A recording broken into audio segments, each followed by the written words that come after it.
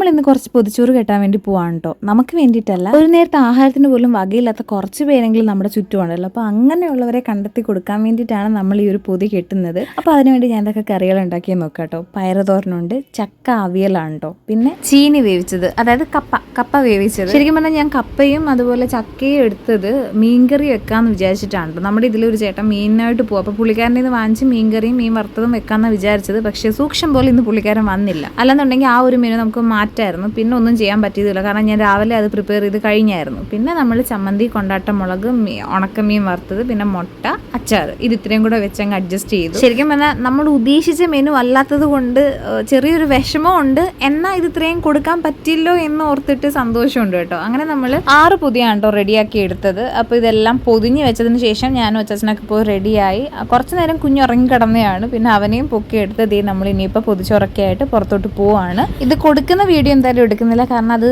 അവരും നമ്മൾ മാത്രം അറിഞ്ഞാൽ മതി. പിന്നെ എന്തിനാ ഇങ്ങനെ ഒരു വീഡിയോ ഇടുന്നത് ആരെങ്കിലും ഒരാളെങ്കിലും ചോദിക്കുമല്ലോ, അല്ലാന്നുണ്ടെങ്കിൽ ആരെങ്കിലും മനസ്സിൽ വരുമല്ലോ എന്തുകൊണ്ട് ഇങ്ങനെ വീഡിയോ ആക്കി ഇടുന്നു എന്നുള്ളത്. അത് വേറെ കൊണ്ടല്ല, നമ്മൾ ചെറിയ രീതിയിലാണെങ്കിലും നമ്മളെ കൊണ്ട് കഴിയുന്ന രീതിയിൽ ഇങ്ങനെയൊക്കെ ചെയ്യുന്നുണ്ട്. അപ്പോൾ അത് കാണുമ്പോൾ ആർക്കെങ്കിലും ഇതുപോലെ ചെയ്യാൻ തോന്നിയാലോ എന്ന് വിചാരിച്ചിട്ടാണ് കേട്ടോ. പിന്നെ നമ്മൾ ഈ പൊതിച്ചോറൊക്കെ ആയിട്ട് നേരെ പോയത് കൊട്ടാരക്കര ബസ് സ്റ്റാൻഡിലും റെയിൽവേ സ്റ്റേഷൻ്റെ അടുത്തൊക്കെയാണ്. പക്ഷെ അവിടെയൊക്കെ പോയപ്പോൾ നമുക്ക് അത് കൊടുക്കാൻ പറ്റിയ ആരെയും കണ്ടെത്താൻ പറ്റിയില്ല. അപ്പോൾ പിന്നെ നേരെ കുണ്ടറയ്ക്കാണ് കേട്ടോ വിട്ടത്. അവിടെ വന്നപ്പോഴത്തേനും ശരിക്കും പറഞ്ഞാൽ നമുക്ക് ഭയങ്കര സന്തോഷമായി, കാരണം അത് എത്തപ്പെടേണ്ട കൈകളിൽ തന്നെയാണ് എത്തിയത്. പിന്നെ നമ്മൾ തിരിച്ചു വരുന്ന വഴിക്ക് 2 ലൈമും കുഞ്ഞിനൊരു പഴവും വാങ്ങിച്ചു കൊടുത്തു. കാരണം നമ്മൾ രാവിലെ ഇതിന് പുറകെ നിന്നത് കൊണ്ട് ബ്രേക്ക്ഫാസ്റ്റും ലഞ്ചൊക്കെ സ്കിപ്പ് ചെയ്തിട്ടുണ്ടായിരുന്നു കേട്ടോ. അപ്പോൾ നല്ല രീതിയിൽ നമുക്കും വിശക്കുന്നുണ്ടായിരുന്നു. അപ്പോൾ ആ ഒരു വിശപ്പൊന്ന് മാറ്റാൻ വേണ്ടിയിട്ട് 2 പേരും ഓരോ വെള്ളം കുടിച്ചു. എന്നിട്ട് നമ്മൾ ഇവിടുന്ന് തിരിച്ച് വീട്ടിലോട്ട് പോവാണ് കേട്ടോ. അപ്പോൾ നിങ്ങൾക്കും ഇതുപോലൊക്കെ ചെറിയ രീതിയിലെങ്കിലും ഒരു പൊതിയോ 2 പൊതിയോ അല്ലെന്നുണ്ടെങ്കിൽ ഏതെങ്കിലും രീതിയിൽ നമ്മുടെ ചുറ്റുമുള്ള ആരെങ്കിലുമൊക്കെ സഹായിക്കാൻ പറ്റുന്നുണ്ടെങ്കിൽ സഹായിക്കുക. അപ്പോൾ ഈ ഒരു വീഡിയോ ഇടുന്നതും ആ ഒരു ലക്ഷ്യം കൊണ്ടാണ് കേട്ടോ. നമ്മുടെ വീഡിയോ കണ്ടിട്ട് ആർക്കെങ്കിലും ചെയ്യാൻ പറ്റിയാലോ ഒന്നുകൂടി ഞാൻ ഓർമ്മപ്പെടുത്തി എന്ന് മാത്രമേ ഉള്ളൂ. അപ്പോൾ ഇന്നത്തെ വീഡിയോ ഇത്രയേ ഉള്ളൂ.